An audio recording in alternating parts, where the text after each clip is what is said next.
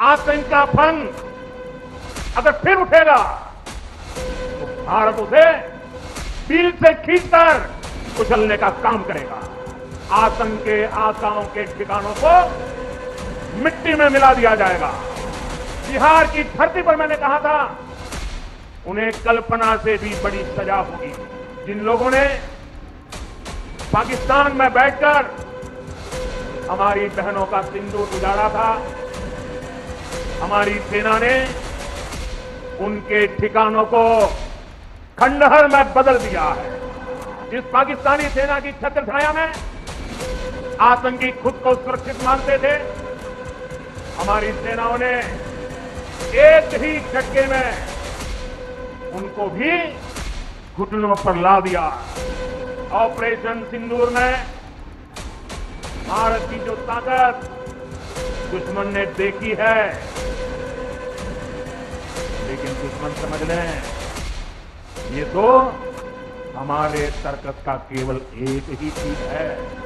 साथियों, हमारी लड़ाई देश के हर दुश्मन से है, फिर वो चाहे सीमा पार हो या देश के भीतर हो। आतंकवाद के खिलाफ भारत की लड़ाई न रुकी है न थमी है। भाई बहन, आप सभी के प्रणाम। बिहार के राज्यपाल श्रीमान आरिफ मोहम्मद खान जी, हमारे लोकप्रिय मुख्यमंत्री श्री नीतीश कुमार जी,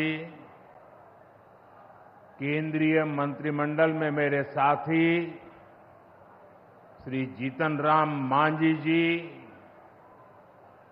ललन सिंह जी, गिरिराज सिंह जी, चिराग पासवान जी,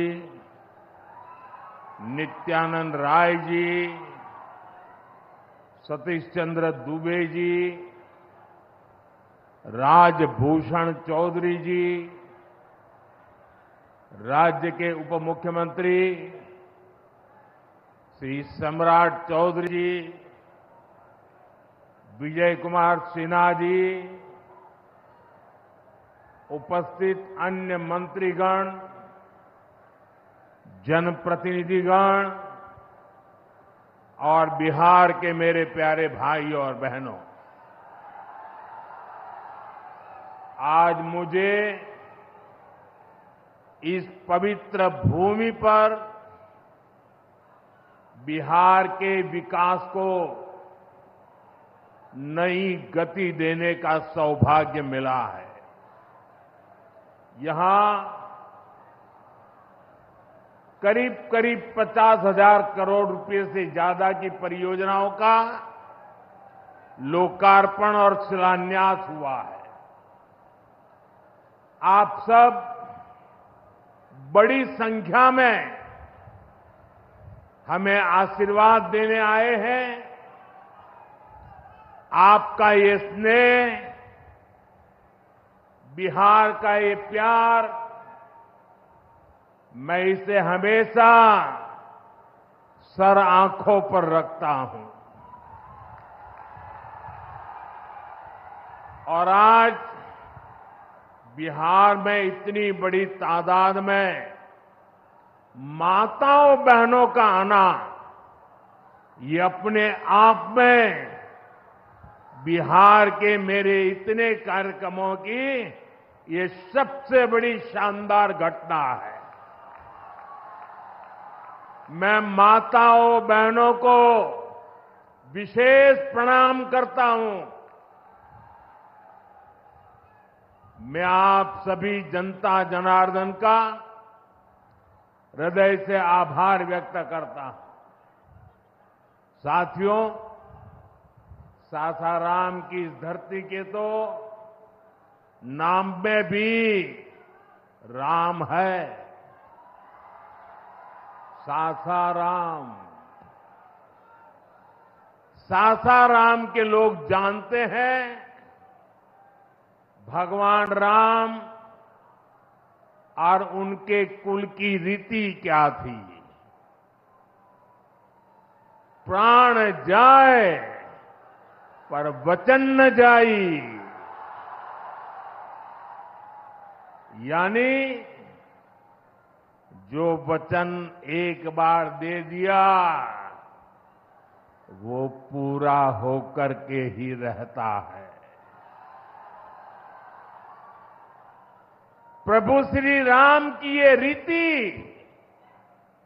अब नए भारत की नीति बन गई है। अभी पहलगाम में जम्मू कश्मीर में आतंकी हमला हुआ था। हमारे कितने निर्दोष नागरिक मारे गए। इस जघन्य आतंकी हमले के बाद, एक दिन के बाद मैं बिहार आया था और मैंने बिहार की धरती से देश को वादा किया था, वचन दिया था, बिहार की धरती पर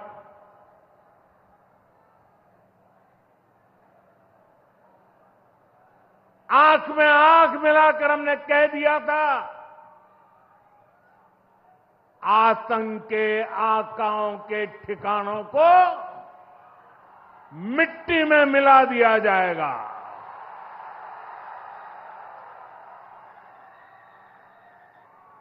बिहार की धरती पर मैंने कहा था,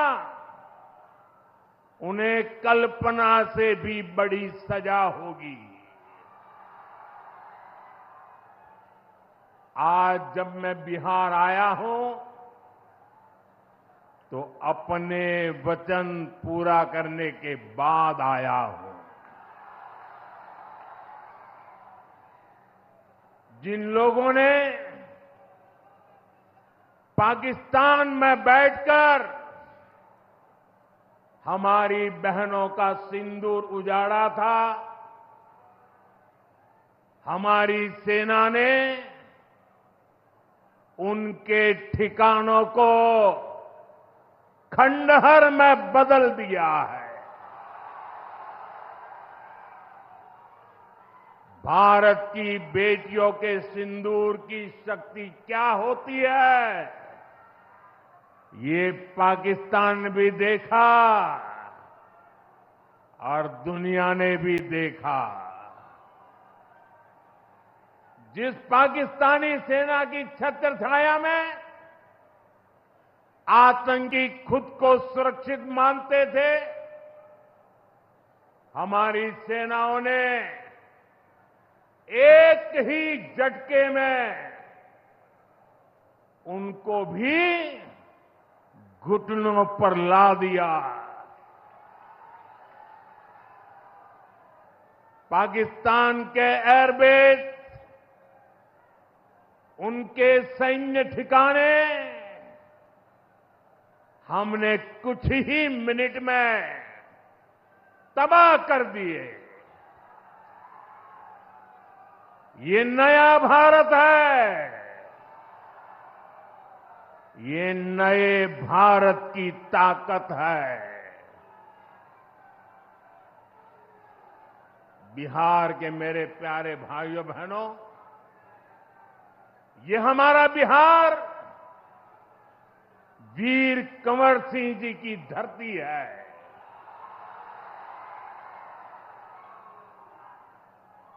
यहां के हजारों नौजवान देश की सुरक्षा के लिए सेना में, बीएसएफ में अपनी जवानी खपा देते हैं।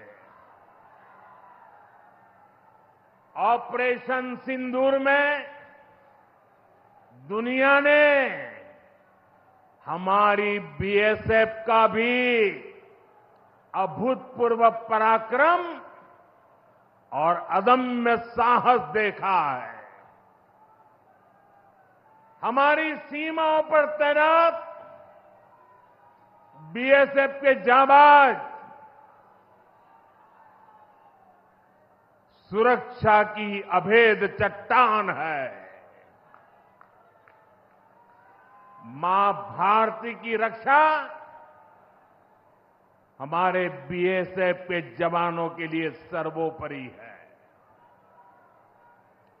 और यही मातृभूमि की सेवा का पवित्र कर्तव्य निभाते हुए 10 मई को सीमा पर बीएसएफ सब इंस्पेक्टर इम्तियाज शहीद हो गए थे। मैं बिहार के इस वीर बेटे को आदरपूर्वक श्रद्धांजलि देता हूं और मैं आज बिहार की धरती से फिर दोहराना चाहता हूं, ऑपरेशन सिंदूर में भारत की जो ताकत दुश्मन ने देखी है, लेकिन दुश्मन समझ लें ये तो हमारे तर्कस का केवल एक ही तीर है। आतंकवाद के खिलाफ भारत की लड़ाई न रुकी है न थमी है। आतंक का फन अगर फिर उठेगा तो भारत उसे बिल से खींचकर कुचलने का काम करेगा।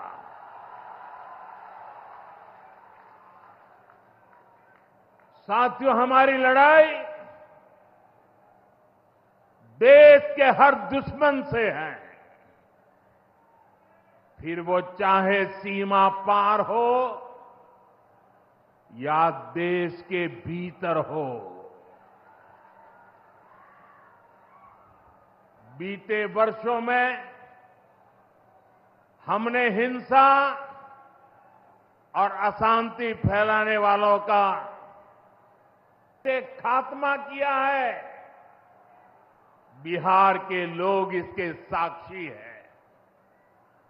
आप याद करिए, कुछ साल पहले तक सासाराम, कैमूर और आसपास के इन जिलों में क्या हालात थे,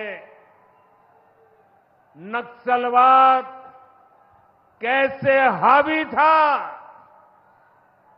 मुंह पर नकाब लगाए, हाथों में बंदूक थामे नक्सली कब कहां सड़कों पर निकल आए, हर किसी को ये खौफ रहता था। सरकारी योजना आती थी पर नागरिकों तक पहुंचती ही नहीं थी। नक्सल प्रभावित गांव में न तो अस्पताल होता था, न मोबाइल टावर, कभी स्कूल जलाए जाते थे, कभी सड़क बनाने वालों को मार दिया जाता था। इन लोगों का बाबा साहब आंबेडकर के संविधान पर कोई विश्वास नहीं था। नीतीश जी ने उन परिस्थितियों में भी यहां विकास की पूरी कोशिश की। 2014 के बाद से हमने इस दिशा में और तेजी से काम किया। हमने माओवादियों को उनके किया की सजा देनी शुरू की। हम युवाओं को विकास की मुख्य धारा में भी लेकर आए। 11 सालों की दृढ़ प्रतिज्ञा का फल आज देश को मिलना शुरू हुआ है। 2014 से पहले देश में 125 से ज्यादा जिले नक्सल प्रभावित थे। अब सिर्फ 125 से ज्यादा, अब सिर्फ 18 जिले नक्सल प्रभावित बचे हैं। अब सरकार सड़क भी दे रही है, रोजगार भी दे रही है। वो दिन दूर नहीं जब माओवादी हिंसा का पूरी तरह से खात्मा हो जाएगा। शांति, सुरक्षा, शिक्षा और विकास गांव-गांव तक बिना रुकावट के पहुंचेंगे। साथियों, जब सुरक्षा और शांति आती है तभी विकास के नए रास्ते खुलते हैं। यहां नीतीश जी के नेतृत्व में जब जंगल राज वाली सरकार की विदाई हुई तो बिहार भी प्रगति के मार्ग पर आगे बढ़ने लगा। टूटे हाईवे, खराब रेलवे, गिनी चुनी फ्लाइट कनेक्टिविटी, वो दौर अब इतिहास बन चुका है, पीछे छूट रहा है। साथियों, कभी बिहार में एक ही एयरपोर्ट था, पटना। आज दरभंगा एयरपोर्ट भी शुरू हो गया है। अब यहां से दिल्ली, मुंबई, बेंगलुरु जैसे शहरों की फ्लाइट मिलती है। बिहार के लोगों की लंबे समय से मांग थी कि पटना एयरपोर्ट के टर्मिनल को आधुनिक बनाया जाए। अब ये मांग भी पूरी हो गई है। कल शाम मुझे पटना एयरपोर्ट की नई टर्मिनल बिल्डिंग का लोकार्पण करने का सौभाग्य मिला है। ये नया टर्मिनल अब 1 करोड़ यात्रियों को संभाल सकता है। बिहटा एयरपोर्ट पर भी 1400 करोड़ रुपए का निवेश हो रहा है। साथियों, बिहार में आज हर तरफ 4 लेन और 6 लेन सड़कों का जाल बिछ रहा है। पटना से बक्सर, गया जी से डोभी, पटना से बोधगया जी, पटना, आरा, सासाराम, ग्रीनफील्ड कॉरिडोर, हर तरफ तेजी से काम हो रहा है। गंगा, सोन, गंडक, कोसी समेत सभी प्रमुख नदियों पर नए पुल बनाए जा रहे हैं। हजारों करोड़ की ऐसी परियोजनाएं बिहार में नए अवसरों और संभावनाओं का निर्माण कर रही है। इन प्रोजेक्ट से हजारों युवाओं को रोजगार मिलेगा। यहां टूरिज्म और व्यापार दोनों को फायदा होगा। साथियों, बिहार में रेलवे की हालत भी अब तेजी से बदल रही है। आज बिहार वर्ल्ड क्लास वंदे भारत ट्रेनें चल रही है। रेलवे लाइनों को डबल और ट्रिपल किया जा रहा है। छपरा, मुजफ्फरपुर, कटिहार जैसे इलाकों में काम तेजी से चल रहा है। सोननगर और अंडाल के बीच मल्टी ट्रैकिंग का काम चल रहा है, जिससे ट्रेनों का आना जाना तेज होगा। सासाराम में भी अब 100 से ज्यादा ट्रेनें रुकती है। यानी हम पुरानी समस्याओं को भी दूर कर रहे हैं और रेलवे का आधुनिकीकरण भी कर रहे हैं। भाइयों बहनों, ये काम पहले भी हो सकते थे, लेकिन जिनके ऊपर बिहार को आधुनिक ट्रेनें देने की जिम्मेदारी थी, उन्होंने रेलवे में भर्ती के नाम पर आपकी जमीन लूटने का काम किया, गरीबों की जमीन लिखवा ली। सामाजिक न्याय की उनकी यही तरीके थे, गरीब को लूटना, उनके अधिकारों को लूटना, उनकी मजबूरी का फायदा उठाना और खुद राजाशाही की मौज करना। बिहार के आप लोगों को जंगल राज वालों के झूठ और धोखे, उससे आगे भी सावधान रहना बहुत जरूरी है।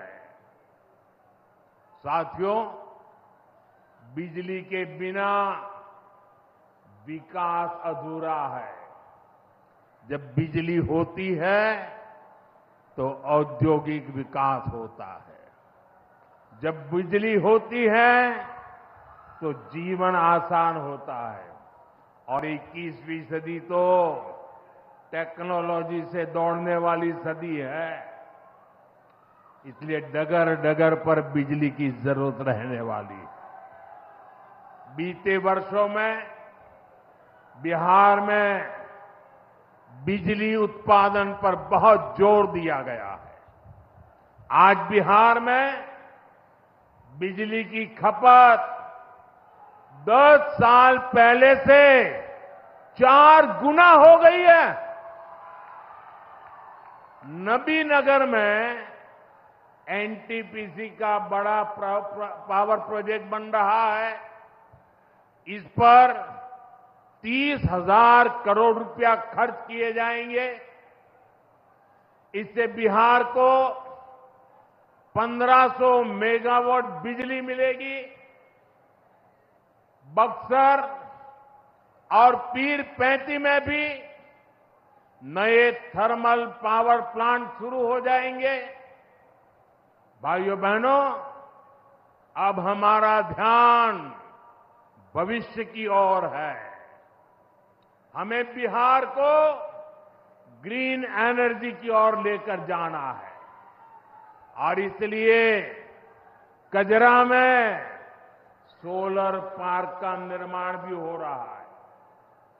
पीएम कुसुम योजना के तहत सौर ऊर्जा से किसानों को कमाई के विकल्प दिए जा रहे हैं। रिन्यूएबल एग्रीकल्चर फीडर से खेतों को बिजली मिल रही है। हमारे इन प्रयासों का असर है कि यहां के लोगों का जीवन बेहतर हुआ है। महिलाएं खुद को सुरक्षित महसूस कर रही है। साथियों, जब राज्य में आधुनिक इंफ्रास्ट्रक्चर आता है तो सबसे ज्यादा लाभ गांव, गरीब किसान और छोटे उद्योगों को होता है, क्योंकि वो देश विदेश के बड़े बाजारों से जुड़ पाते हैं। प्रदेश में नया निवेश आता है तो नए अवसर बनते हैं। आप देखिए, पिछले साल हुई बिहार बिजनेस समिट में बड़ी संख्या में कंपनियां यहां निवेश के लिए आगे आई। जब राज्य में उद्योग आता है तो लोगों को मजदूरी के लिए पलायन नहीं करना पड़ता, किसानों को भी नए विकल्प मिलते हैं। यातायात की सुविधाएं सुधरने से उनकी उपज भी दूर दूर तक जा पाती है। भाइयों बहनों, हमारी सरकार बिहार के किसानों की आय बढ़ाने के लिए लगातार काम कर रही है। यहां 75 लाख से ज्यादा किसानों को पीएम किसान सम्मान निधि के तहत आर्थिक सहायता मिल रही है। हमारी सरकार ने मखाना बोर्ड की घोषणा की है। हमने बिहार के मखाना को जीआई टैग दिया। इससे मखाना किसानों को बहुत लाभ हुआ है। इस साल के बजट में हमने बिहार में फूड प्रोसेसिंग के लिए नेशनल इंस्टीट्यूट का भी ऐलान किया है। अभी 2-3 महीने पहले ही कैबिनेट ने 2-3 दिन पहले ही कैबिनेट ने खरीफ के मौसम के उसके लिए धान समेत 14 फसलों की एमएसपी को बढ़ाने को मंजूरी दी है। इससे किसानों को अपनी फसलों का बेहतर दाम और आमदनी भी बढ़ेगी। साथियों, जिन लोगों ने बिहार को सबसे ज्यादा ठगा, जिनके दौर में बिहार के गरीब और वंचित तबके को बिहार छोड़कर जाना पड़ा, आज वही लोग सत्ता पाने के लिए सामाजिक न्याय का झूठ बोल रहे हैं। दशकों तक बिहार के दलित, पिछड़ों और आदिवासियों के पास शौचालय तक नहीं था। दशकों तक हमारे इन भाई बहनों के पास बैंक में खाता नहीं था। उन्होंने बैंकों में उनके लिए तो एंट्री बंद थी, दरवाजे तक भी घुसने नहीं दिया जाता था। दलित और पिछड़ा वर्ग के ही सबसे ज्यादा लोग झुग्गी झोपड़ी में जीवन गुजारा करते थे। उनके पास पक्का घर तक नहीं था, वे बेघर थे। करोड़ों लोगों के सर पर छत तक नहीं थी। मैं आपसे पूछता हूं, बिहार के लोगों की ये दुर्दशा, ये पीड़ा, ये तकलीफ, क्या ये कांग्रेस और आरजेडी का क्या यही सामाजिक न्याय था?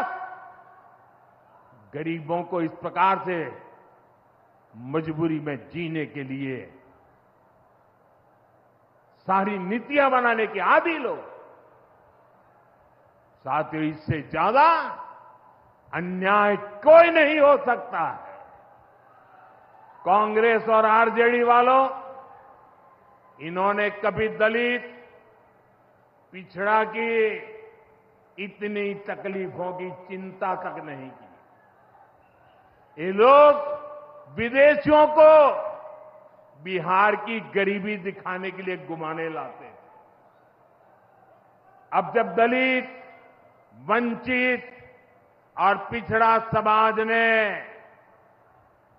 कांग्रेस को उसके पापों की वजह से छोड़ दिया है, तो इन्हें अपना अस्तित्व बचाने के लिए सामाजिक न्याय की बातें याद आ रही है। भाइयों बहनों, बिहार में और देश में सामाजिक न्याय का नया सवेरा एनडीए के दौर में दिखा है। हमने गरीब तक जीवन से जुड़ी मूलभूत सुविधाएं पहुंचाई है। हम इन सुविधाओं को 100% लाभार्थी तक पहुंचाने के लिए काम कर रहे हैं।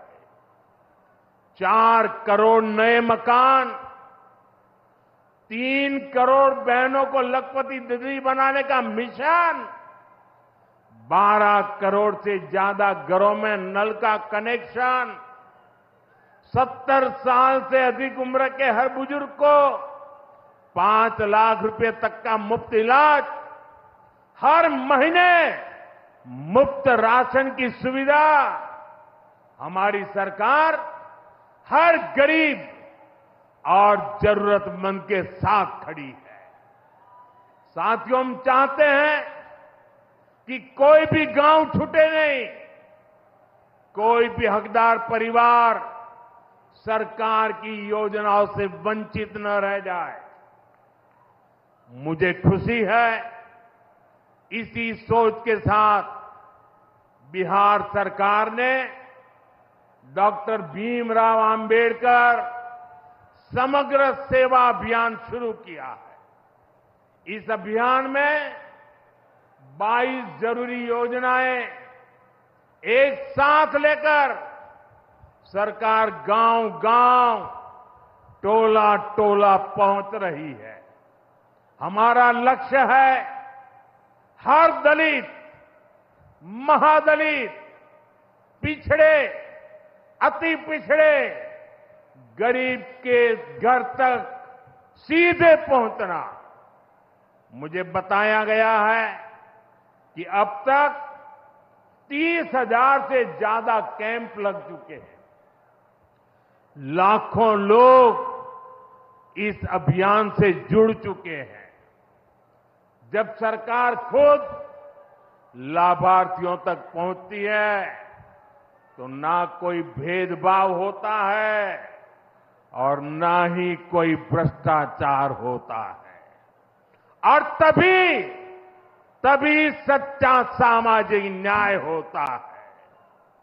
साथियों, हमें हमारे बिहार को बाबा साहब आंबेडकर, कर्पूरी ठाकुर, बाबू जगजीवन राम और जेपी के सपनों का बिहार बनाना है।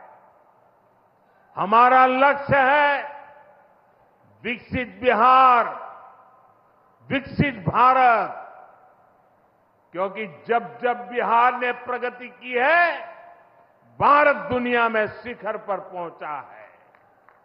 मुझे विश्वास है हम सब मिलकर विकास की रफ्तार को और आगे बढ़ाएंगे। मैं एक बार फिर आप सबको इन विकास कार्यों के लिए बहुत बहुत बधाई देता हूं।